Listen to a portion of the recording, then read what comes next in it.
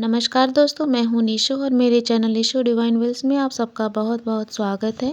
तो दोस्तों, कैसे हैं आप सब? आई होप आप सब लोग अच्छे होंगे, स्वस्थ होंगे और मस्त होंगे। दोस्तों, आज की वीडियो में मैं लेकर आई हूँ एक महत्वपूर्ण जानकारी, जिसमें कि मैं आपको बताने जा रही हूँ कि माता सीता ने अपने ससुर राजा दशरथ का किया था पिंडदान, लेकिन इसके बाद दे दिया था इन तीनों को भयानक शाप। कलयुग में आज भी जी रहे हैं शापित जीवन। तो आइए इसी बारे में आज हम आपको बताने जा रहे हैं दोस्तों। वाल्मीकि रामायण की कथा के अनुसार माता सीता ने अपने ससुर राजा दशरथ का पिंडदान किया था। देवी सीता ने राजा दशरथ का पिंडदान बिहार गया स्थित फाल्गु नदी के तट पर किया था।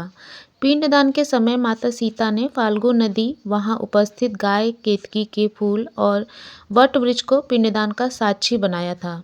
लेकिन इनमें से 3 गवाहों ने झूठ बोला, लेकिन केवल एक ने राजा दशरथ के पिंडदान किए जाने की बात स्वीकार की।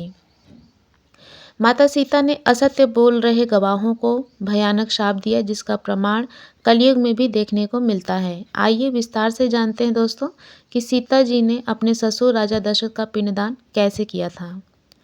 दोस्तों, गरुड़ पुराण के अनुसार पितरों का श्राद्ध करना एक ऐसा शुभ कार्य है जिसे किसी भी स्थिति में रोका नहीं जाना चाहिए। गरुड़ पुराण के श्राद्ध नियमों के अनुसार घर की बेटी और बहू भी पितरों का श्राद्ध और तर्पण कर सकती हैं। रामायण कथा के अनुसार माता सीता ने भी दशरथ का पिंडदान किया था। सीता जी ने जब अपने ससुर राजा और दशरथ का पिंडदान किया था, तो उस समय ऐसी घटना घटी थी जिसके बाद सीता जी ने 3 लोगों को श्राप और एक को वरदान दिया था। आइए विस्तार से जानते हैं दोस्तों कि आखिर क्या हुआ था रामायण कथा में सीता जी के द्वारा दशरथ को पिंडदान करने की कहानी, और जानकारी देंगे और भी बहुत कुछ।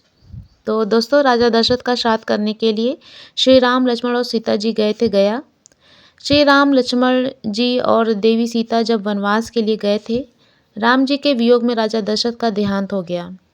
श्री राम जी, लक्ष्मण जी और देवी सीता को जब इस बात की सूचना मिली, तो पितृ पक्ष में तीनों राजा दशरथ का श्राद्ध करने के लिए बिहार गए। गया में स्थित फाल्गु नदी पर पहुंचे थे और फाल्गु नदी के तट पर पहुंचकर श्री राम और लक्ष्मण श्राद्ध के जरूरी कुछ सामान लेने नगर में चले गए, जबकि माता सीता उनके वापस लौटने की प्रतीक्षा करने लगी। बहुत समय बीत जाने पर श्री राम, लक्ष्मण जी नहीं लौटे, तो राजा दशरथ की आत्मा ने सीता जी से मांगा पिंडदान। पिंडदान करने का शुभ मुहूर्त निकला जा रहा था और दोनों भाई नहीं वापस आए थे उस समय। वहीं दूसरी तरफ माता सीता फाल्गु नदी के किनारे बैठकर प्रभु श्री राम और लक्ष्मण जी के वापस लौटने की प्रतीक्षा कर रही थी। माता सीता को अकेले तट पर बैठा देखकर राजा दशरथ की आत्मा सीता जी के पास आई और पिंडदान करने के लिए कहने लगी। माता सीता ने कहा कि उनके पुत्र के होते हुए वे पुत्रवधू होकर कैसे पिंडदान कर सकती हैं। माता सीता के प्रश्न का उत्तर देते हुए राजा दशरथ ने कहा, हे सीते, मैं यमलोक से आया हूँ। वहाँ के बनाम नियमों के अनुसार पिंडदान पुत्री और पुत्रवधू भी कर सकती हैं, क्योंकि वे भी कुल का अंश है। पिंडदान का मुहूर्त निकल जाने पर मेरी आत्मा को मुक्ति नहीं मिलेगी, इसीलिए तुम शीघ्र ही मेरा पिंडदान कर दो। उसके बाद अपने ससुर के द्वारा राजा दशरथ की बात सुनकर माता सीता ने दशरथ जी का पिंडदान करना स्वीकार किया। फाल्गु नदी के किनारे बैठकर माता सीता ने मंत्रों का उच्चारण करते हुए अपने पितर राजा दशरथ का पिंडदान किया। पिंडदान के समय माता सीता ने फाल्गु नदी, गाय, केतकी के फूल और वट वृक्ष को पिंडदान का साक्षी बनाया। जैसे ही माता सीता ने शुभ मुहूर्त में राजा दशरथ का पिंडदान किया, उनकी आत्मा को मुक्ति मिल गई। कुछ समय बीतने के बाद जब श्री राम, लक्ष्मण जी और सीता जी वापस लौटे, तो सीता जी ने उन्हें राजा दशरथ की आत्मा के धरती लोक पर आने की घटना के बारे में बताया। सीता जी के मुख से यह पूरी घटना सुनकर श्री राम और लक्ष्मण को बहुत आश्चर्य हुआ। माता सीता प्रभु श्री राम और लक्ष्मण जी की आश्चर्य का कारण समझ गई, क्यों इसीलिए उन्होंने फाल्गु नदी, गाय, वट वृक्ष और केतकी के फूल का आह्वान करके उन्हें गवाही देने को कहा। सीता जी ने इन चारों से कहा कि वे पिंडदान की पूरी घटना श्री राम को बताएं कि उन्हें किन परिस्थितियों में राजा दशरथ का पिंडदान करना पड़ा। लेकिन तभी ऐसी विचित्र घटना घटी जो हमेशा के लिए कलयुग से जुड़ गई। वास्तव में चारों गवाहों में से 3 ने झूठ बोल दिया कि उन्हें इस बारे में कुछ भी नहीं पता।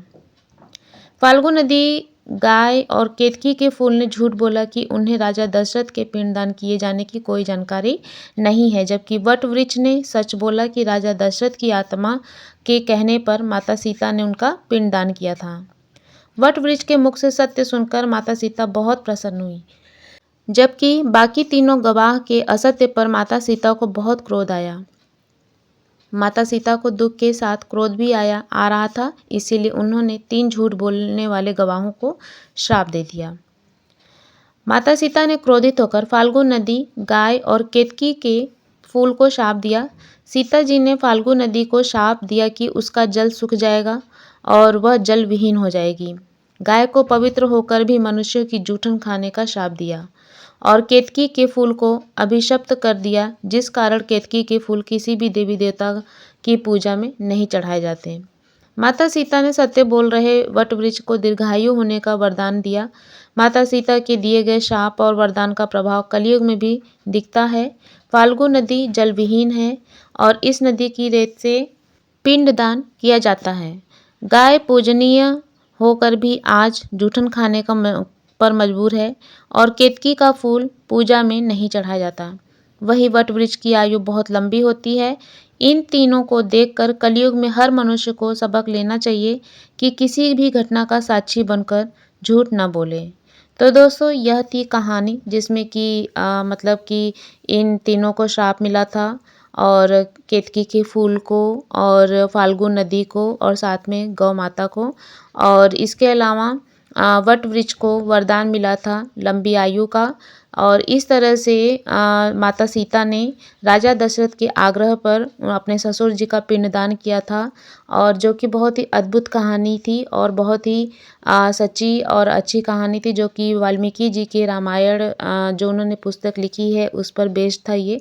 और इन्हीं सब की जानकारी के साथ दोस्तों, मैं अपनी आज की यह वीडियो को यहीं पे विराम देती हूँ, और आई होप मेरी आज की जानकारी आप लोगों को पसंद आई होगी। जो कथा मैंने सुनाई, कहानी सुनाई, वो आपको अच्छी लगी होगी। तो मिलते हैं अपने एक नए वीडियो के साथ, एक नए आचार विचार उपाय के साथ।